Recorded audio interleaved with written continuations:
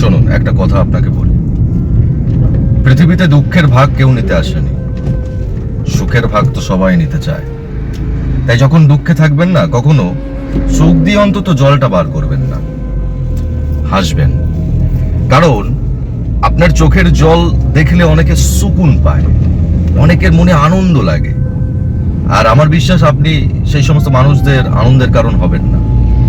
তাই মনে দুঃখ থাকুক, বেদনা থাকুক, যন্ত্রণা থাকুক, সর্বদা মুখে হাসি রাখবেন। আপনার হাসি অনেকের সহ্য হবে না, এই হাসিটা কিন্তু দরকার। বুক ফেটে যাক, সব শেষ হয়ে যাক, কখনো চোখ দিয়ে যেন জল না বার হয়। কারণ আপনার চোখের জল দেখার জন্য অনেকে বসে আছে, তাদেরকে বসে থাকতে দিন। তাদেরকে বলুন, তোমরা বসে থাকো, তোমরা হাজার চেষ্টা করো, কিন্তু আমার চোখ দিয়ে কখনো জল বার হবে না। মুখে থাকবে ম্লান হাসি। তুমি কনফিউজ হয়ে যাবে, তুমি দ্বিধাবন্ধ হয়ে যাবে যে আমার এই হাসি দুঃখের হাসি, বেদনার হাসি, নাকি জয় কিংবা আনন্দের। তাদেরকে দ্বিধাগ্রস্ত করে দিন।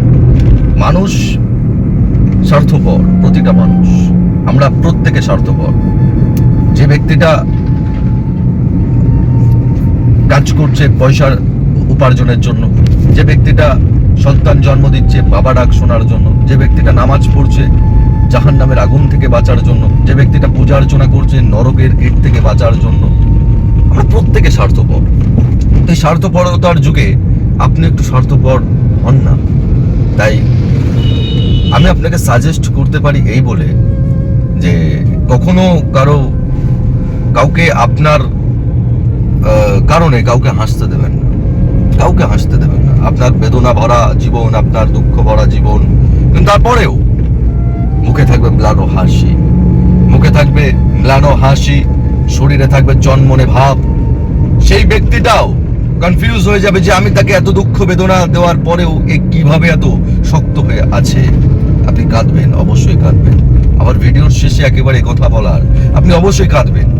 রাতের অন্ধকারে সৃষ্টিকর্তার কাছে কাঁদবেন, চার দেওয়ালের মধ্যে কাঁদবেন। আপনি যখন সমাজের মধ্যে চলে আসবেন না,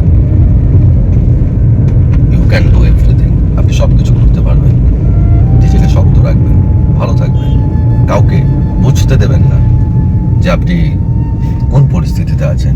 কারণ অনেকে চায় না যে আপনি ভালো পরিস্থিতিতে আসেন, অনেকে চায় না। আর সেটা কেন হতে দেবেন? Thank you so much for watching my video. It's Akash সর্বদা আপনার সঙ্গে রয়েছে।